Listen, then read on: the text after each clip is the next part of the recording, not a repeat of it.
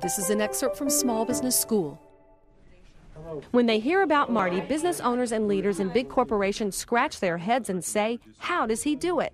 He treats people with respect, and he is more fascinated with the way the mind works than he is his balance sheet. Here's the story from the beginning.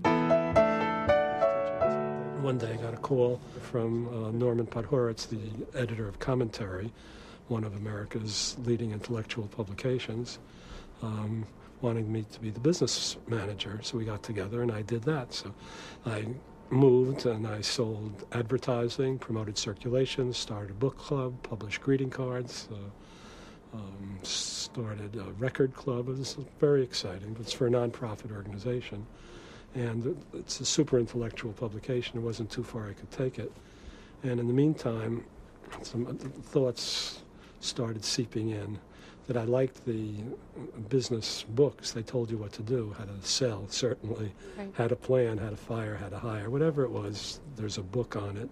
And they're all, some are better than others, but it's worth it. I'd learned early on that I couldn't spend money on books unwisely, because it's so good to take ideas and expose it to others. Mm-hmm. One of the other people who's a friend, I'm just writing a note and have lunch with him in a week or so, said, well, why don't you put little things in your publication too? They're great pearls that get lost. Wonderful 3 lines, 6 lines in this magazine, in Automotive Age, in Rubber World, whatever it is, this stuff is there.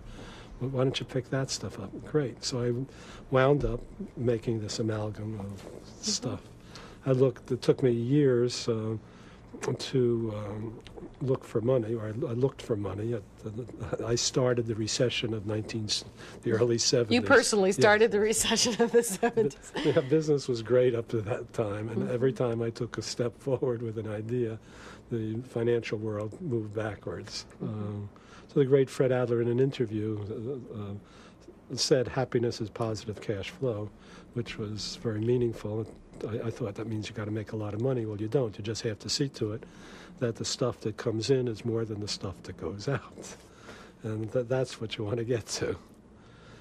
So I went to a number of periodicals, because I knew a lot of people, and said, I'll tell you what, you run this ad, and I had the best copywriter in the business. Actually, there's pictures on the wall there. Prepare an ad for me. You run this ad, and I will give you a share of my business, 1 share of stock, for every paid subscriber that I get from your publication, which was fine, except conceptually. So you could do it with nothing.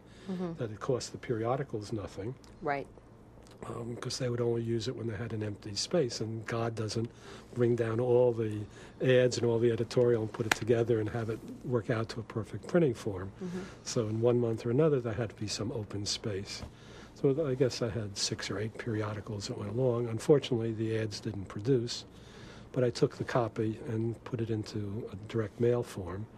And somewhere along the way, on one of the framed things here, I did my initial test, which was either 12,000 pieces or 17,000 pieces. It's nothing. I mean, you can't do what I did then in direct mail. Today is what you're saying. Yeah, you tested with the small sample. In your view, 17,000 back then worked, but it wouldn't work today. Well, it shouldn't have worked then. Oh, okay.